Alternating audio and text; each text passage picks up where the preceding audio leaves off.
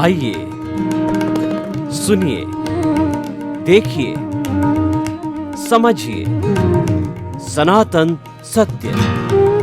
जैसी दृष्टि वैसी सृष्टि, दृष्टि विज्ञान। कुदरत, कुदरती रचना एवं कुदरत के कानून से शाश्वत सुख की प्राप्ति। जोधपुर के परम पूज्य महात्मा उपासक प्रोफेसर डॉक्टर सोहन राज तातेड़ के निर्देशन में सनातन सत्य। जैसी दृष्टि वैसी सृष्टि, दृष्टि विज्ञान।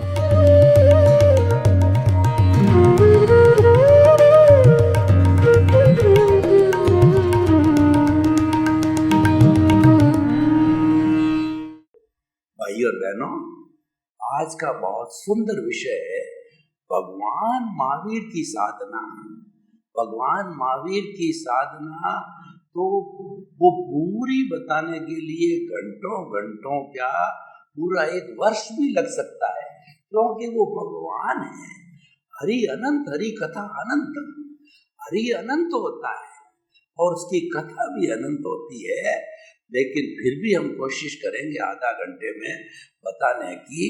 तो भगवान महावीर जो है, मैं जो साधना की जो मूल बात कहता हूँ उसमें थोड़ा सा उनका परिचय दे देता हूँ। उनकी माता का नाम त्रिशला, पिता का नाम सिद्धार्थ, और जो है वो बिहार प्रांत के अंदर जो है उनका बहुत बड़ा कहना चाहिए डेमोक्रेटिक जो है वो सारी जो स्टेट था उसमें वो जन्मे थे।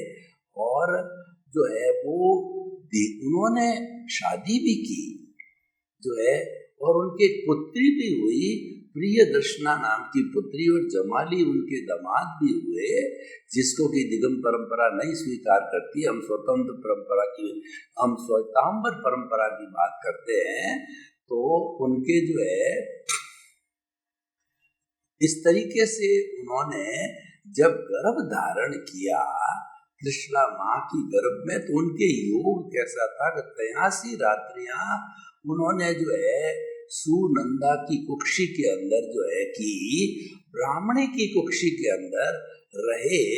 और ये कहना चाहिए का चेहरा हुआ जब इंद्र को ये पता चला कि जो तीर्थंकर है वो तो हमेशा जो है वो क्षत्राणी के कुक्षी में ही जन्म लेते हैं। तो उन्होंने कहा ये तो बड़ा एक अचेरा हो गया। तो उन्होंने 83 रात्रि के दिन जो है वो हिरण्यगमेशी देव को भेजा, जिसने कि भगवान के जो गर्भ में थे उनसे प्रार्थना की कि आपका मैं गर्भ स्थानांतरण करता हूँ। तो 14 स्वप्न जो है वो उनकी सुनंदा माता को आए थे, वो कि वो जाते हुए दिखे और भगवान से परमिशन लेके दोनों माताओं को नींद के अंदर सुला करके एक जगह से गर्भ धारण किया और दूसरी जगह में उनकी जो पुत्री थी त्रिशला माँ की उसको स्थानांतर किया सुनंदा की गर्भ के अंदर। तो 83 रात्रि वो जो है ब्राह्मणी की कुक्षी में रहे। 84वें दिन जो है वो त्रिशला माता की जो कुक्षी में रहे। पिता का नाम सिद्धार्थ था। तो इस तरीके से ये उनका जो बाह्य परिचय था। और हर तीर्थंकर जो है मुख्य बातें बताता हूँ। हर तीर्थंकर जो है वो जन्म मतलब वो कुक्षी में ही जो है 3 तरह के ज्ञान लेकर के आता है, मति ज्ञान, शुद्ध ज्ञान और अवधि ज्ञान। तो वो अवधि ज्ञान के जरिए जो है वो देख सकता है। तो उन्होंने अवधि ज्ञान के जरिए ये देखा कि मैं जब हिलता हूँ डुलता हूँ तो माँ को कितना कष्ट होगा। और जब बच्चा हिल डुल रहा था तो त्रिशला माँ की प्रार्थना पर जो राजा सिद्धार्थ ने पूरे नगर में शहनाइयाँ बजाई, खुशी का माहौल बना। तो जो ही उन्होंने हिलना डुलना भगवान ने बंद किया, भगवान के जीव ने, तो ही वो शहनाइयाँ बंद हो गई और माँ दुखी हो गई। तो भगवान के जीव ने देखा कि ये तो उल्टा हो गया। तब फिर उन्होंने हिलना डुलना चालू किया तो पुनः शहनाइयाँ बजी।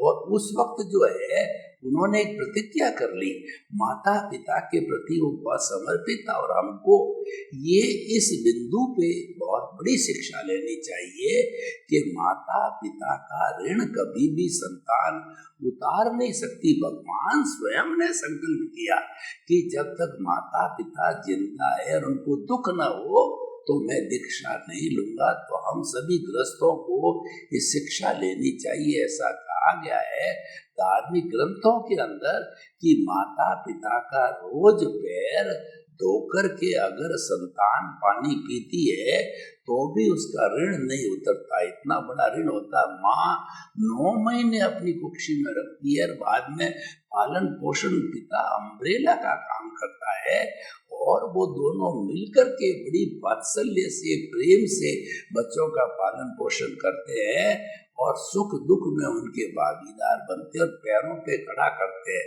परंतु बड़े दुख के साथ कहना पड़ता है कि आज की संतान काफी स्वार्थी हो चुकी है। वो तो जो ही पैरों पर खड़े हुए तो वो तो कहते हैं कि सब कुछ किया मैंने अपने बलबूते पे किया, माता पिता से अलग हो जाते हैं। और कई तो ऐसी कपूत संतान होती है कि माता पिता को दुख देती है, उनको वृद्धाश्रम में भर्ती करा देती है और उनको जो है कुंभ के मेले में अकेले छोड़ के आ जाती है। ऐसे बहुत से उदाहरण है कि माता पिता से दस्तखत करवा के सारी प्रॉपर्टी अपने नाम करके माता पिता को जो है वो घर में बंद करके और वो विदेश चले गए। इसका अर्थ तो ये हुआ ये बहुत बड़ा अन्याय है। खैर ये शिक्षा की बात है। तो उसके बाद में भगवान ने जो है बड़े हुए तो कई तरह के चमत्कार आते हैं। वो सारी चीजें मैं वो है अभी बताने में आधे घंटे में संभव नहीं है। मैं सीधा जो है भगवान की दीक्षा पे आता हूँ। तो भगवान ने जब दीक्षा ली तो दीक्षा लेते ही उनको जो है चौथा जो ज्ञान मनोप्रयोग ज्ञान हो गया और उस ज्ञान के सहारे वो किसी के मन के भावों की आराम से रीडिंग कर लेते हैं। व्यक्ति क्या सोच रहा है, व्यक्ति के मन में क्या चल रहा है। तो भगवान ने इस तरीके से साधु जीवन को स्वीकार किया। अब मुख्य हमारा साधना का बिंदु यहाँ से चालू होता है। उन्होंने जो ही दीक्षा ली, दीक्षा लेकर के उन्होंने वो श्रेय किया कि जो मेरा जो है वो पंचभूत का पुतला है, इसको कोई भी जो है वो मर्त्यज गति, मनुष्य गति या जो है वो देव गति का प्राणी इसको काटे पीटे मारे करे तो मैं जो है इसकी सार संभाल नहीं करूंगा। तो ये उन्होंने वो यानी शरीर की आसक्ति को छोड़ दिया। और एक बड़ी बात भगवान ने अपने अवधि ज्ञान से देखा कि मेरे जो कर्म हैं वो 23 तीर्थंकरों के कर्म और मेरे कर्म की तुलना करूं तो मेरे कर्म जो है बहुत भारी है। तो और मुझे वो अवधि ज्ञान से देखा कि 12.5 वर्ष के अंदर काटने हैं। तो एक काम तो वो शरीर को वो से तो कर चुके थे और जो दूसरा काम ये देख के उन्होंने कहा कि मुझे अधिक से अधिक समता की साधना करनी है, क्योंकि समता की साधना करने से जो है वो कर्म फास्ट स्पीड से जड़ते। अगर आपको जल्दी मुक्ति में जाना हो तो भगवान महावीर की साधना यहाँ से प्रारंभ होती है। वह हमें साधना करनी चाहिए। भगवान ने तो ये कहा है कि तुम मुझे मानो या न मानो, जानो या न जानो, ये आपकी मर्जी है। लेकिन अगर आपको मुक्ति को जाना है तो जो रास्ता मैंने अख्तियार किया है, जिस रास्ते पर मैं चला हूँ वह रास्ता आप भी पालन करो। वो रास्ता है जो है अपना सच में से जा मैतिंग हुए सुकप है। वो रास्ता क्या है? वो रास्ता ये कि स्वयं सत्य खोजो। तुम खुद अपने कर्मों को देखो, कर्मों को काटने का जो है उपाय लगाओ, स्वयं सत्य खोजो। स्वयं सत्य क्या है कि अपने कार्बन शरीर को पहचानना, और स्वयं सत्य है कि मन वचन काया और उससे जुड़ी हुई अवस्था मात्र कुदरती रचनाएं और वह व्यवस्थित है। स्वयं को जानने का अर्थ है कि मेरा जो कर्मों का उदय और प्रारब्ध चल रहा है वह कुदरत के अधीन है। कुदरत ही उसकी क्रिएटर, ऑपरेटर और डिस्ट्रॉयर है, संचालक है। तो और वह अपने हिसाब से कार्य करेगी, तो मेरी उसमें कोई स्वतंत्रता नहीं है। तो कुदरत का पालन करना, कुदरत को जो है देखना, ये जो है आपको ध्यान में रखने की बात है। तो हम आपको ये बताना चाहते हैं कि ये पॉइंट ऐसा है जो आपको समझना है। तो इसको आप समझ करके और आप यहाँ से अपने जीवन की साधना का लक्ष्य बनाओ कि उन्होंने जितने भी उनको कष्ट दिए गए, कि ग्वालों ने उनके दोनों कानों में कीले ठोके, और उसके अलावा जो जो जो नाग था, उस नाग ने जो है वो उसको डसा भगवान को, और संगम देवता ने एक रात के अंदर 20 मारणांतिक कष्ट दिए। अगर एक कष्ट भी हमको दे दिया जाता है तो हम जिंदे नहीं रह सकते, लेकिन भगवान को ऐसे ऐसे कष्ट दिए गए तो भगवान ने उफ तक नहीं किया, उन्होंने सबको सहन किया, क्योंकि वो आत्म प्रदेशों में चले गए थे। वो तो जो ही दीक्षा ली, दीक्षा लेते ही उनको ज्ञान हो गया, वो तो भगवान थे, और वो ज्ञान लेते ही जो है आत्म पद पर विराजमान हो गए और ज्ञाता दृष्टा बन गए। तो हम मुख्य बात ये कहना चाहते हैं कि भगवान की जो साधना है वो ज्ञाता दृष्टा की साधना है, वो दृष्टि विज्ञान की साधना है। भगवान हमेशा ये, मैं जो भी कष्ट उनको आता था वो ये सोचते थे कि ये अलग है, मैं अलग हूँ। ये जो मन वचन काया रूपी जो महावीर का पुतला है वो तो अलग है, और मैं तो शुद्ध आत्मा हूँ। वो तो हर वक्त चिंतन करते थे कि मन वचन काया से मुक्त, ऐसा मैं शुद्ध आत्मा हूँ, और ये मन वचन काया का ही सारा भुगतान चल रहा है। संगम देवता दे रहा है, जो कष्ट दे रहा है, सांप काट रहा है, वाले जो है वो कीले ठोक रहे हैं, या पैरों पर अंगीठी लगा करके खीर पका रहे हैं। तो भगवान को जो है इतने इतने कष्ट दिए कि उनको चोर जो है चोर के औजार उनके सामने ला के रख दिए। तो उनको कई बार सूली पे चढ़ाया, लेकिन 7 बार भी सूली टूट गई, क्यों? आखिर वो भगवान थे। लेकिन कष्ट जो है इतने दिए गए कि एक व्यक्ति सहन नहीं कर सकता, लेकिन क्योंकि वो ज्ञाता दृष्टा थे, वो वेद विज्ञान कर रहे थे कि शरीर अलग है, मैं अलग हूँ, ये जो भुगत रहा है ये तो मन वचन काया रूपी शरीर ही भुगतेगा, क्योंकि यही जो है पीछे से कर्म करके आया है। मैं तो जो है इससे मुक्त जो है शुद्ध आत्मा हूँ, और उदय प्रारब्ध है वो सब मन वचन काया का है, वो मेरी शुद्ध आत्मा का उदय और प्रारब्ध नहीं है। तो इस तरीके से उन्होंने जो है कर्मों को फास्ट स्पीड से जो है काटना प्रारंभ किया। और जब हम ज्ञाता दृष्टा बनते हैं, साक्षी भाव रखते हैं, जब हम वेद विज्ञान करते हैं, तो उस समय के अंदर हम आत्मा के साथ जुड़ जाते हैं, चेतना के साथ में जुड़ जाते हैं, यानी जो हमारा स्वरूप है उसके साथ जुड़ जाते हैं, स्वरूप के साथ एकाकार हो जाते हैं। प्रज्ञा जो है हमको कंट्रोल करती है, हम प्रज्ञा के जगत में चले जाते हैं। भगवान प्रज्ञा के जगत में जो है ना, आत्म प्रदेशों में चले गए, यानी वो प्रज्ञा के जगत के अंदर चले गए थे। प्रज्ञा मोक्ष की प्रतिनिधि है, और वो हमेशा मुक्ति में ले जाने की बात करती है। और थोड़ा मन अस्थिर हो जाता है, भटक जाता है, तो भी वह पुनः स्थापित कर देती है। ये प्रज्ञा का जो है विशेषता है, क्योंकि ये हमारी मूल आत्मा की भाव सत्ता है प्रज्ञा, और वही सारा मुक्ति में ले जाने का कार्य करती है। तो इस तरीके से कर्म करते रहे। देखिए, यहाँ मुख्य बात जो सोचने की ये है कि रियल पुरुषार्थ होते ही कर्म फास्ट स्पीड से करते हैं, और जो कुछ भी हमारा भुगतान चल रहा है, डेबिट क्रेडिट चल रहा है मन वचन काया से, वो तो चलेगा ही। तो वो सारा रिलेटिव पुरुषार्थ है। उसकी मूल बात भगवान की साधना की ये है कि जो हमारा बाहरी जगत का जितना भी भुगतान है, खुली आंखों का भुगतान है, उसके अंदर तो हमको साइलेंट रहना है, तटस्थ रहना है, मध्यस्थ रहना है, कोई प्रतिक्रिया नहीं करनी। प्रतिक्रिया विरुद्धि करेंगे तो क्या होगा कि फिर वो तो राग द्वेष का पुतला है, वो कर्म शरीर है, वो राग द्वेष का है। हमारा रिलेटिव पुरुषार्थ सारा राग द्वेष से जुड़ा हुआ है, इसीलिए उसको अज्ञा कहते हैं, इसीलिए उसको संसार कहते हैं। तो जो ही हम उनमें इंटरेस्ट लेना प्रारंभ किया तो ये और ज्यादा बढ़ जाएगा।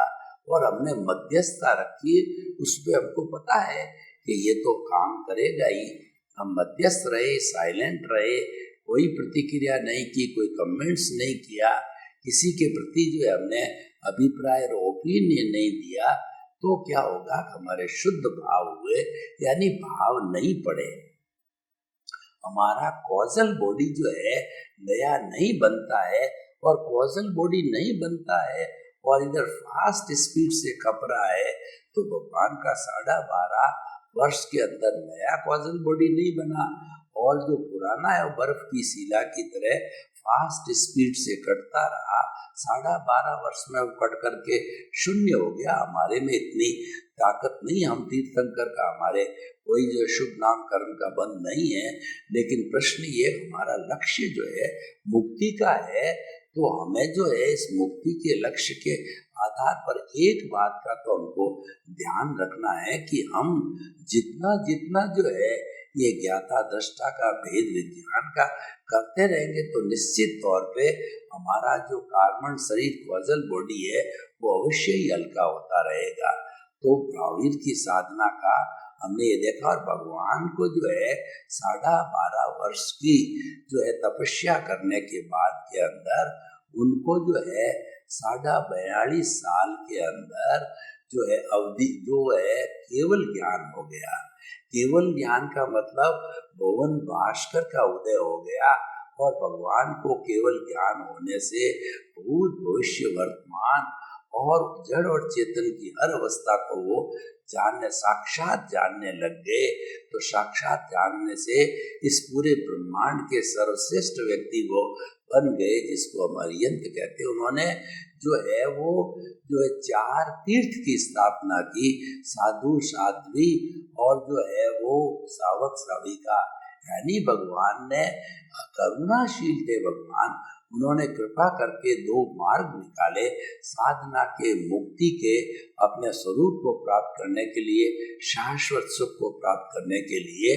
तो उन जो है उन मार्ग के अंदर भगवान ने एक तो महाव्रत का मार्ग दिया, एक अनुव्रत का मार्ग दिया। भगवान तो करुणाशील थे, सबकी मुक्ति चाहते थे।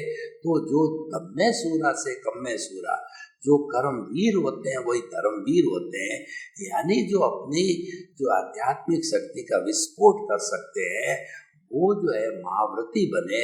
महाव्रती होता है उसको 5 महाव्रत, अहिंसा, सत्य, चौर्य, ब्रह्मचर्य, अपरिग्रह, यानी हिंसा मात्र करनी नहीं, करवानी नहीं, अनुमोदनी नहीं, मन से नहीं, वचन से नहीं, काया से नहीं, वह फुल 100% त्यागी हो जाता है, और वो 100% इस कुदरत का हितैषी होता है, पर्यावरण संरक्षक बन जाता है, पर्यावरण को बिल्कुल भी क्षति नहीं पहुंचाता है, उसका दोहन नहीं करता है।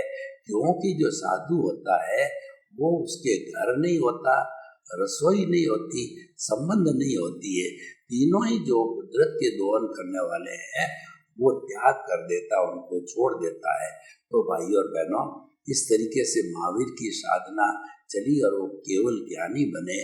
तो केवल ज्ञानी बन करके 30 वर्ष तक 30 चातुर्मास किए, और उनकी इस अवधि के अंदर केवल ज्ञान के पहले कोई प्रवचन भगवान देते नहीं है। तो प्रवचन दिया तो पहला प्रवचन जो है वो त्रिपदी का दिया, जो कि बहुत ही इम्पोर्टेंट प्रवचन है। वो प्रवचन है उत्पाद वे द्रव्यात्मक सत, यानी कोई भी वस्तु है, चाहे जड़ हो या चेतन हो, उसका अस्तित्व कब है, जब उसके अंदर उत्पाद और व्यय दोनों होते हुए भी वो द्रव्य है। उत्पाद और व्यय का अर्थ ये हुआ कि उत्पन्न होना और खर्च होना, जिस कार्बन शरीर को हम अज्ञान कहते हैं, जब वो धाराशायी होना लगता है तो मान के चलिए कि आप जब धाराशायी संपूर्ण होने के बाद में आप स्वयं जो है सिद्ध बुद्ध मुक्त होकर के और आप मुक्ति को प्राप्त हो सकते हो। तो भाइयों और बहनों, हम आपको ये बताना चाहते हैं कि महावीर की साधना के मुख्य मुख्य बिंदु क्या थे कि भगवान महावीर की जो साधना है वो ज्ञाता दृष्टा की साधना थी। भगवान महावीर की साधना को दृष्टि विज्ञान कहा जाता है, वो भेद विज्ञान कहा जाता है। और हमारे जो सनातन सत्य के जो दो मुख्य सिद्धांत है वो भी वहीं से आए हैं। वो सिद्धांत ये है कि मन वचन काया तथा उससे जुड़ी हुई हर अवस्था मात्र कुदरती रचना व कुदरत के अधीन है।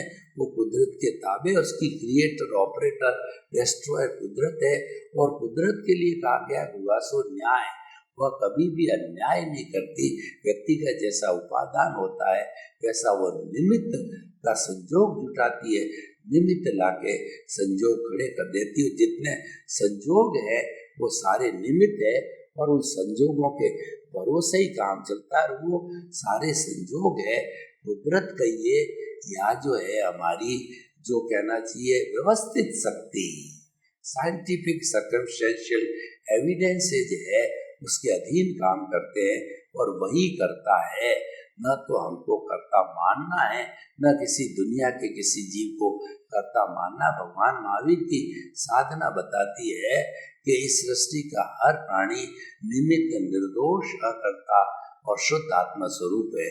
व्यक्ति किसी भी अवस्था में कैसा भी कार्य कर रहा हो, बुरा या अच्छा, लेकिन हमारे को उसको शुद्ध आत्मा स्वरूप में मानना चाहिए।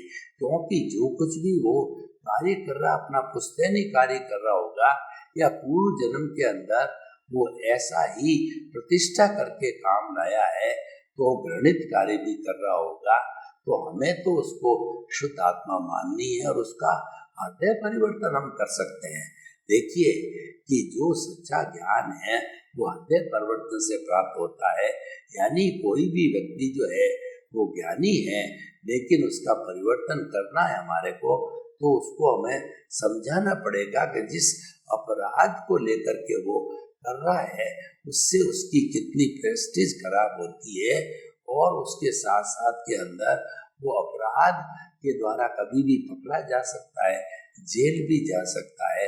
तो हमें ऐसी जिंदगी से क्या लेना देना है? हमें तो अपनी अच्छी जिंदगी को जीना है, संतुलित जिंदगी को जीना है और हम जी सकते हैं। तो हम आपको ये बताना चाहते हैं कि हमारा सनातन साहित्य कार्यक्रम है वो अच्छाई की ओर जो है बढ़ता रहता है और बुराइयों से उसने मुख मोड़ लिया है कि आप जो भी कार्य करो वो मन वचन काया से मुक्त है। मैं ऐसा शुद्ध आत्मा हूँ, ऐसा कार्य किया जाना चाहिए और आपको वो रिलेटिव पुरुषार्थ के रूप में किया जाना चाहिए। तो हम आपको बताते हैं कि ये भगवान महावीर की साधना के मुख्य कौन कौन सी बातें थी। सबसे पहली तो बात ये है कि भगवान महावीर ने जो कुछ भी समाज के लिए किया वह जो है हमने 2500 वर्ष तक तो निकाल दिए। आने वाले सभी शताब्दियों में भगवान का नाम अमर रहेगा, क्योंकि तीर्थंकर का भी शासन जो है 5वें जो है वो आर्य के संपन्न तक लगभग 18,000 वर्ष है। तो 18,000 वर्ष तो भगवान का शासन चलेगा ही। और वैसे वर्तमान में जो तीर्थंकर सिमंदर स्वामी हैं वो भी हमारे कार्य को संभालते हैं, क्योंकि वर्तमान में यहाँ कोई तीर्थंकर नहीं है। वो भगवान महावीर तो जो है सिद्ध बुद्ध और मुक्त बन गए हैं। तो वर्तमान के तीर्थंकरी वही हमको दृष्टि देते हैं, वही हम पर कृपा बरसाते हैं और वही हमारा बच्चों की तरह हमारे पे ध्यान रखते हैं। तो वर्तमान तीर्थंकर क्या हमें भजना करनी चाहिए, उनको याद किया जाना चाहिए, उनको स्मरण किया जाना चाहिए कि हे सिमंदर स्वामी भगवान, मुझे शीघ्र आपके चरणों के अंदर बुलाओ और ताकि कि मैं तो मुक्ति में जाना चाहता हूँ, जल्दी से जल्दी मुझे गति भ्रमण नहीं करना है, मुझे तो सीधा आपके पास में आना है, तो उसके लिए जो सिमंदर स्वामी के पास में प्रतिदिन दादा भगवान जैसे जाते हैं, उनसे भी रिक्वेस्ट कीजिए वो आपको लेकर के जाए, और उसके साथ साथ के अंदर वो आप भावना बांधते रहिए, जब तक कि आपकी निरंतर भाव है वो भाव शक्ति आगे आपको ले जाएगी। और साथ साथ में जो शासन देवी देव है, ये पंचाली गुली देवी है, चंद्रायण देव, ये शासन देवी देवताओं, मुझे सिमंदर स्वामी के चरणों में जाने में कोई भी विघ्न आवे वो दूर करो, दूर करो, दूर करो, मुझे शीघ्र जाना है। तो ऐसी हम प्रतिष्ठा करेंगे तो हम स्वयं भी जो है वो उच्च साधना के स्तर महाविदेह में जन्म लेके सिद्ध बुद्ध मुक्त बन सकते हैं। सर्वे भवन्तु सुखिनः, सर्वे सन्तु निरामया, लोक के सब जीवों को सुख मिले, शांति मिले, आनंद मिले, प्रेम मिले, शाश्वत सुख मिले। आप सभी के प्रति मंगल भावना, शुभकामना। ओम शांति, ओम शांति।